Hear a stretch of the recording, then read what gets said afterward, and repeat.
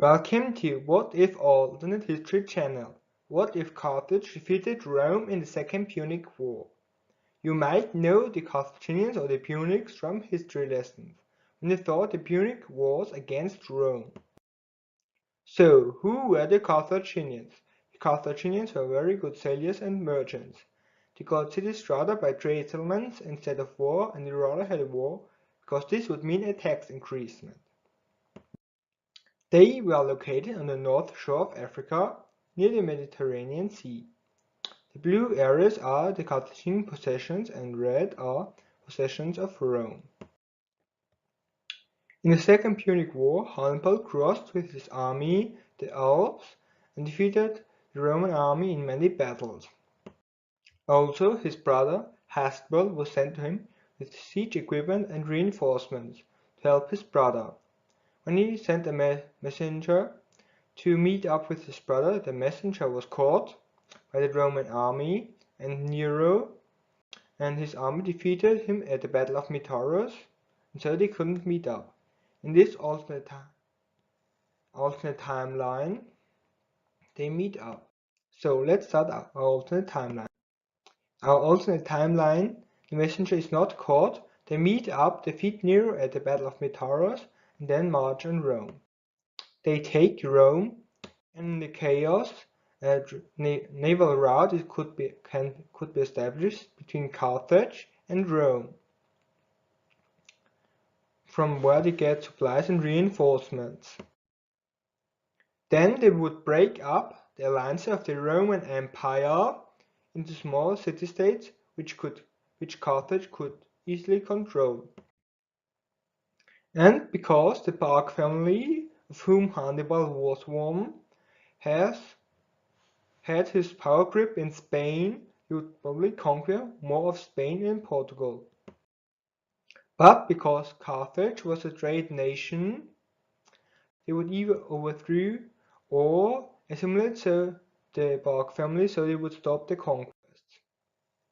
This would mean there would not be endless wars like the Romans had, firstly because they had a culture of military conquests, and they needed to pay the soldiers with land and money, and to get more and to pay the soldiers with money and land, they had to conquer more land, and so this created a positive feedback loop where they had to conquer always much more land.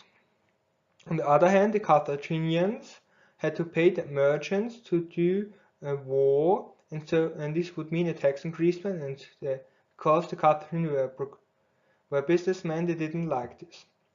So they would have never conquered so much as the Romans did. Also, they fought a 100 Years' War against Greek city-states, which led to nothing, and so they would never conquer the Greek city-states.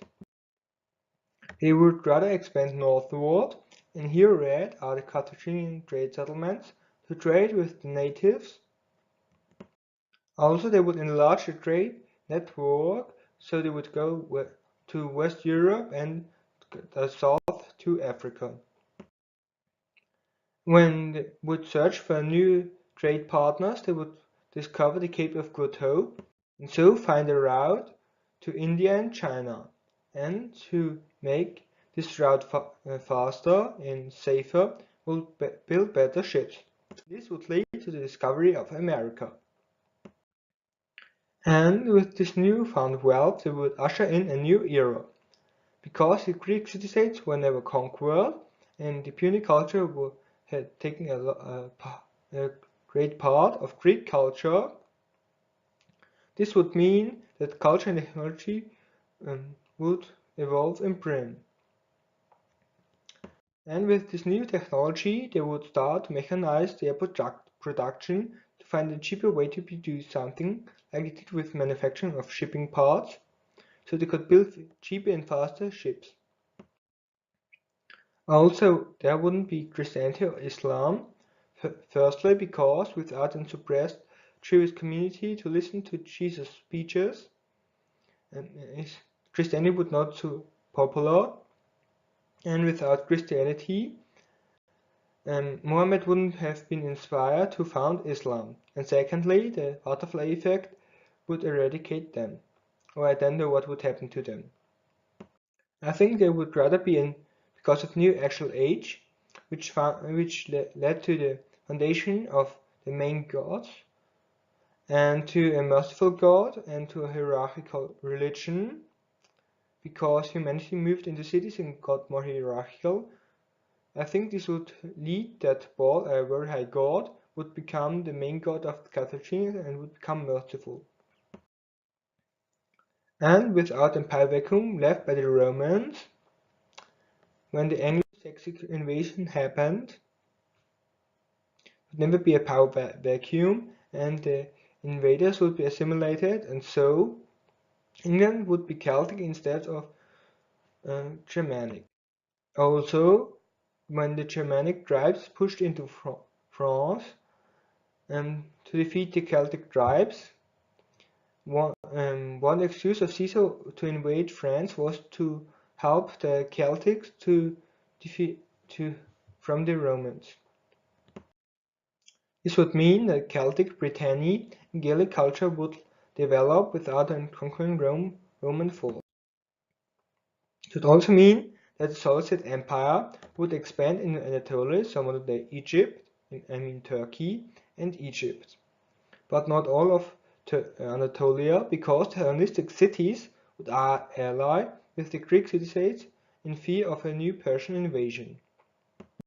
And when the Parthian Empire, when they conquered the Seleucid Empire, they would also conquer parts of Anatolia and Egypt.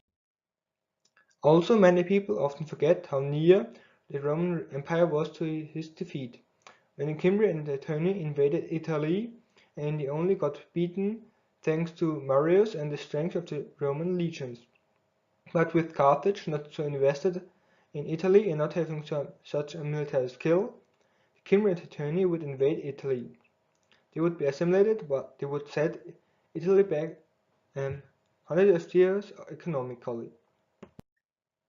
This would also mean that when the Arab invasion started, they would only go so far to Tunisia, which would mean that Spain or other regions in North Africa would never be Arabic. And because you need a strong navy to control these desert lands, because there is only a small arable land strip around the coast, and if you have a strong navy like the Carthaginians had, you can easily conquer it.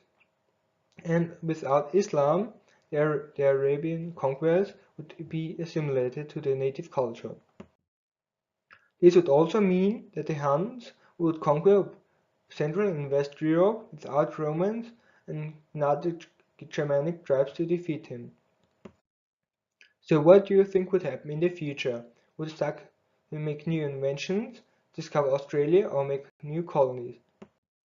Please write in the comment section below or at allnet.history@gmx.at. Thank you for your attention, and now the references.